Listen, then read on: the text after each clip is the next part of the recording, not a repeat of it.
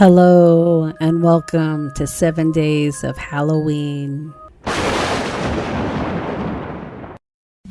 everyone, it's Monica and welcome to day 6 of my 7 days of Halloween. Well, today we're going to do something really fun, and we're going to create some retro Halloween cards. And I love creating retro Halloween cards. They are just so nostalgic. They have all these wonderful bright colors, and of course they have the wonderful cute characters. Now these images are from my shop, and they are digital images that I've printed and cut out, and as you can see, they're just really cute. The images are really crisp, and I love to work with these. So easy to just print out, and then I fussy cut them to add to my cards. I also have these little cutie characters as well that are in the shop, and these again are digital images that I've used to add after I've created my retro looking background. And that's what we're going to do today. Is I'm going to create some of these backgrounds and show you exactly what I've used and how I've created this effect. So let's go ahead and get started. So we're going to be working with stencils to create some of these backgrounds, and we're going to be using several different mediums to use with these stencils. Now I have 3 stencils here that work great for retro cards. Of course, stars are always wonderful, and then I've got some circles, and then I've got the funky circles at the bottom as well that we're going to be using. Now stencils come in different shapes, of course. Most of them are typically rectangular and they're long, but they can be different size as far as the width. Now I like the stencils that are a little bit wider because they fit exactly over my cardstock, covering all of my cardstock, whereas some of these thinner ones, you're going to get a little bit of a border, but you can certainly work with that by shifting your stencil after you've used your ink or your medium or whatever you're going to use. But of course, when you are using mediums that have a little bit of a drying time, then you're going to have to wait for it to dry before you actually shift it. So the first couple of mediums that we're going to play with today are stickles, and then we're also going to play with some of the mica stains. So the idea that I had around the stickles was just basically I have a lot of stickles and I never use them. I was actually thinking about throwing them out, but then I thought I can go ahead and use them to create some backgrounds. And the stickles that I have, they kind of have that glittery look to them, so I thought that would be really fun to create retro cards. Now, when working with stencils, typically what I like to do is I like to tape my stencil down at the top, so that way as I am adding my medium or my ink or whatever I'm doing here, I can kind of lift up my stencil and see exactly where what it looks like and how it's going. There's nothing worse than doing your stenciling and then pulling it up and realizing it's not exactly covered as much as you wanted it to be, or perhaps was a little bit too thin. So having this tape at the top to be able to flip it up and take a look at your card is really nice. Now to use these stickles was really easy. As you can see here, I'm just kind of squeezing out the paste, and then I will just use my palette knife to spread it all over my stencil. Now, like I said, some of these stickles are pretty old, so I had to kind of shake them a little bit to get all of the product out. And if you don't use stickles very often and it's been sitting in your stash, this is a great way to use it up. Typically, when you're using stickles, you're not using very much. You might be creating a little dot or a little accent on your card, but by using it as a paste, you're using a little bit more than you typically would, and it creates a really fun background.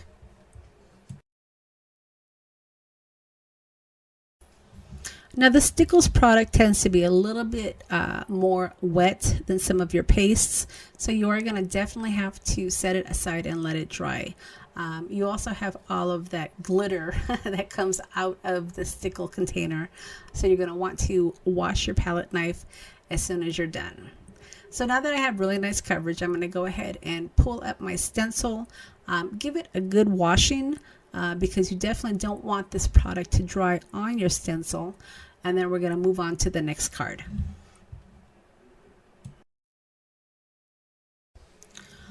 So the next product we're going to use is a product that I've actually never used before. I ended up getting it in one of my scrapbook.com orders. It was one of the freebies that they offer occasionally, and it is called Stencil Butter. Many of you may be familiar with this. I certainly was not, but I can tell you I'm definitely a fan after playing with it. So here is one of the cards, or I should say a couple of the cards that I created using this Stencil Butter. And as you can see, it kind of has a little bit of a shine, which is pretty awesome. And I love the lime green. Lime green is perfect for a retro card. And I'm going to go ahead and add this lime green Stencil Butter to my stencil to create some circle backgrounds. Another thing that I loved about this Stencil Butter is the fact that it came in many colors. Like I said, this particular jar was sent to me as a free gift from scrapbook.com. But there are multiple colors, and after I used it, I definitely went and checked out some of the other colors because I have a feeling I'm going to be adding to my collection. But I really like the lime green. Like I said, I'm creating a retro background, and any type of fluorescent color would be great. So this lime green kind of has that fluorescent look. I think if there's a kind of a fluorescent orange, that would be great as well. But as you can see, it is so smooth that it is easy to just kind of use on my stencil. It just kind of rolls really nicely off of that palette knife to create a nice background. And then, of course, what I would say is once you're finished with this, and again with any medium, as soon as you finish getting your background covered, you're going to want to wash your tools and wash your stencils immediately, because if this stuff dries on your stencil, it's going to be really difficult to get off.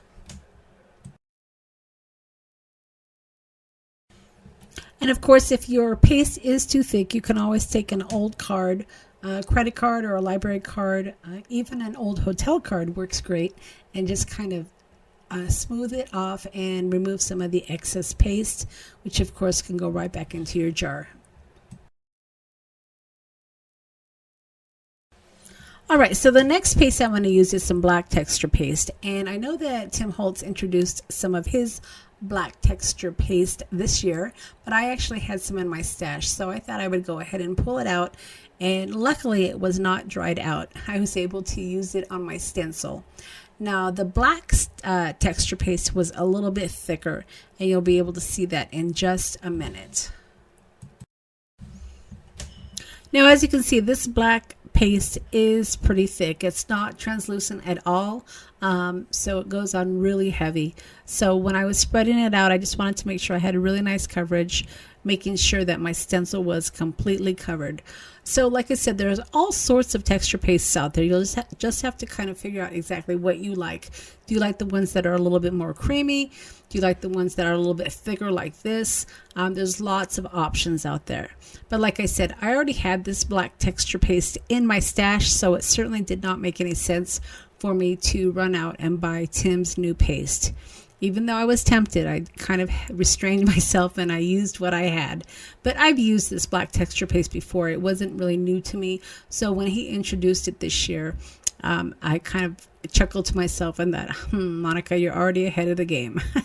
So the black always is good for retro cards. You can add black and orange, black and green, black and yellow, just something to help decorate the background. But of course, like I said, black is always a good color for your retro cards. And as you can see, this particular stencil only goes halfway, so it is going to be one of those stencils that I'm going to have to adjust. But what's really nice about this stencil is the fact that those circles are pretty big, so they're going to be pretty easy to line up. So it's just a matter of lifting up my stencil, which I'm attempting to do right here, and repositioning it so I can get the bottom part of my cardstock covered with the texture paste as well.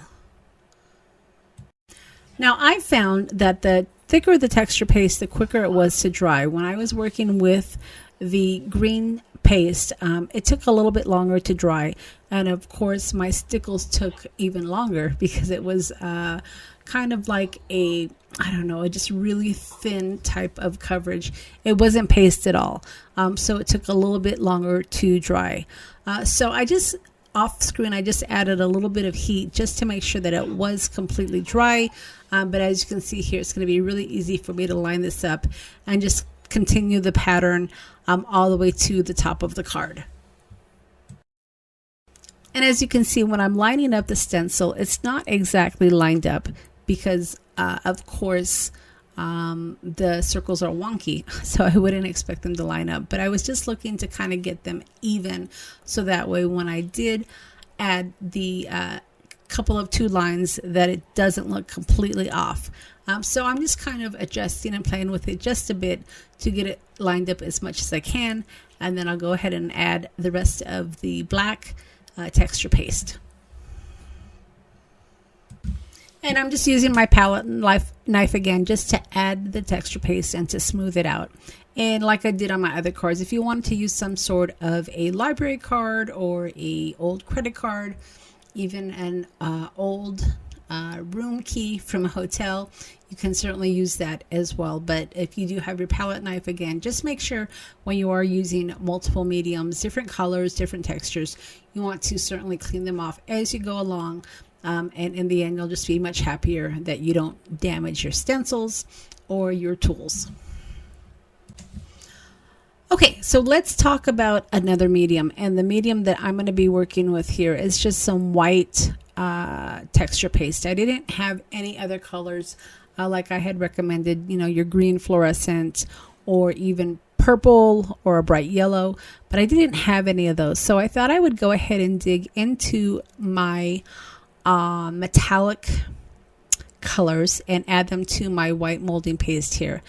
This white molding paste, I want to say I got it Hobby Lobby, and I've had it for a while, and as you can see, it has not dried out at all. So I've been really happy to be able to have a big jar of this molding paste to be able to use with my mixed media designs. Now, mixed media is kind of an interesting way to design your cards, right? I mean, it can be a little bit messy. As you can see, my hands here are a little bit messy. They're kind of stained. Your tools get messy, your stencils get messy, and your backdrop, your actual mat might get messy. So it's not necessarily for everybody. But I think if you clean up as you go along, it will make for a much happier experience. So what I'm showing you right now are these liquid metals, and these are products that I got, gosh, some time ago. I don't even know when I got them. They were actually on the shelf with my stickles that I haven't used in a while. So I went ahead and I grabbed these down as well because I really liked the metallic colors that I had. As you can see, I had the blue, I had some of the orange, and then I also pulled down some of my refilling inks, because you can certainly add that coloring to some of your molding paste or your texture paste as well. Now, one thing you definitely want to be aware of when you are adding liquid color to some of your paste is the more liquid you add, obviously, the thinner your paste is going to get. So you could end up with sludge. So you want to make sure that your ratio combination of texture paste to liquid is exact. And I certainly don't have the combination. I don't have the recipe. I just kind of go by look and by texture. So I'm going to start out slow. I don't add a lot of drops. I just add a couple of drops. And then if it's not dark enough, then of course I'll add more texture paste before I actually add more color.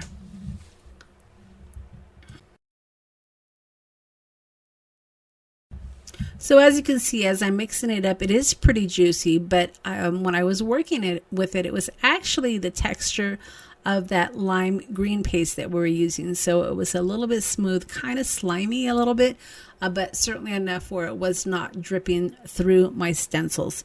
And that's really the key. You want to be able to have nice color, of course, but you don't want to have it so juicy and so liquidy that you're not going to get a good crisp image using your stencils. I mean, your stencils have designs, of course, so you want to make sure that once your texture paste is on your paper and all is said and done, that you can still identify the design that you were trying to get. So I've got all this mixed up, and as you can see, I'm getting a little crazy. I didn't realize I added so much of my liquid, but I am adding more here, which is going to make my paste even more juicy and more liquid. But again, you're just going to have to get a feel for it as you're adding your color. If you feel like it is too juicy or too liquidy, then add more paste. And that, of course, unfortunately will dilute some of your color, but you'll just have to get a nice feel for it.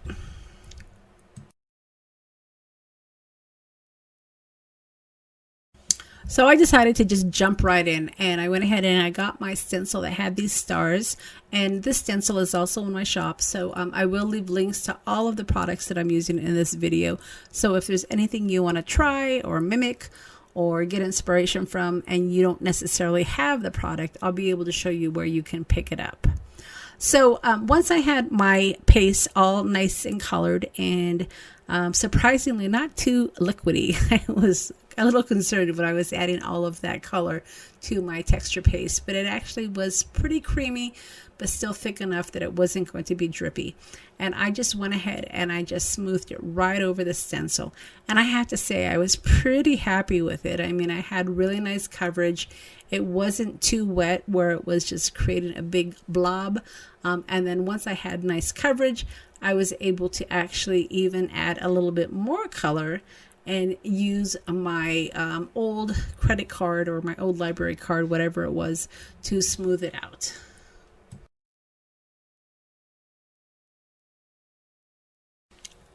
And that's what I really love about working with stencils and working with some of your mediums, because this is just a play day. I'm just creating backgrounds and I'm just creating some different colors. So if you have several of your re-inkers, or if you have some of these liquid metals and some white paste, you can create multiple colors. And you can just create an afternoon of it. You can just create different colors, clean up as you go along, and then kind of set them out to dry, and then maybe come back the next day and add your retro images.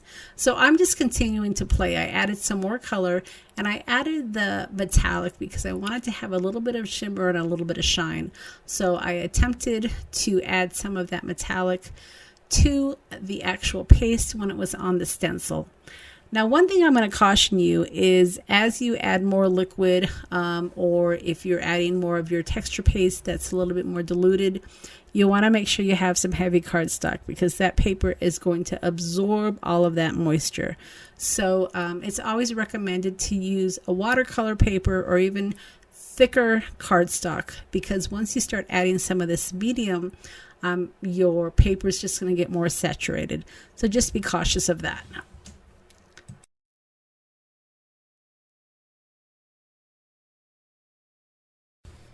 All right, and then once you're finished spreading out your texture paste, if you want to add some glitter, you can always add that after the fact. So there is a glitter duster out there, and it's one of those tools that last Christmas I just had to have and I couldn't find it, so I was pretty excited to be able to finally use it.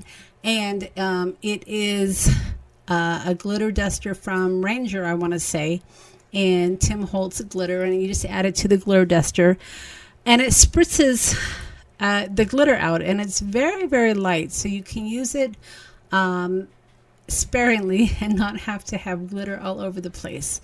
So the glitter that you add to the glitter spritzer is the rock candy that I just shared with you, and I have already have it loaded. And then you just simply just kind of push the nozzle here, and it just adds a very light glitter, just as a little added bonus. And then once everything was dry and I had my glitter and I have everything I want for my background, now I can start decorating the card. Now, one thing that I also like to do is grunge things up. And if you know me, then you know that I like to have things distressed. So what I decided to do is a few things. I wanted to add some color here, so I just took my orange. Again, orange is a great color for retro Halloween cards, and I just added some orange coloring to the circle stencil. And as you can see here, the circle stencil had the white showing still, so I wanted to go ahead and just add a little bit more color. Really no rhyme or reason, just kind of giving it some color to add to the interest of the card. And then I took my little credit card or whatever that plastic card is, and I just kind of started rubbing against it to get some of that distress paste off. And then it was still a little bit too dry, so then I got my sander and I started to just kind of sand some of that away. Again, just trying to get more of a distressed look. This is completely optional, of course. I tend to like things a little bit more distressed than smooth and clean. So this is what I tend to do, but certainly you don't have to do this. You could have left it nice and crisp and pristine after you added your texture paste, and you would have been completely fine. And then when I was happy with the background, then here's where I actually started to decorate it. So I got out some of my washi tape, I got out some spider webs, I got out some of my little retro images, and then I just decorated the cards up.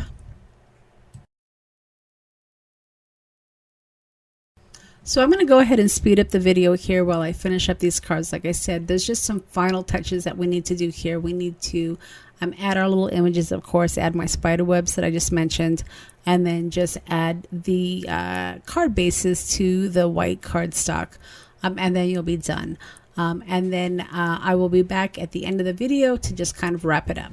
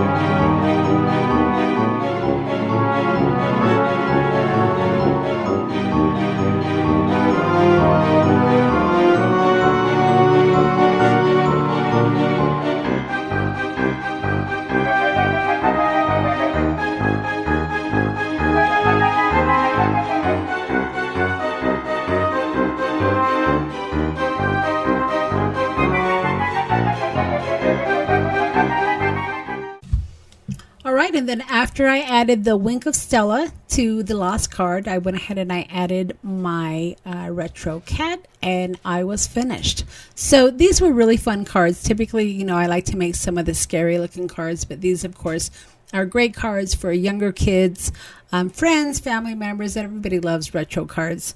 And they are not too spooky, especially if you don't like to do the spooky Halloween cards.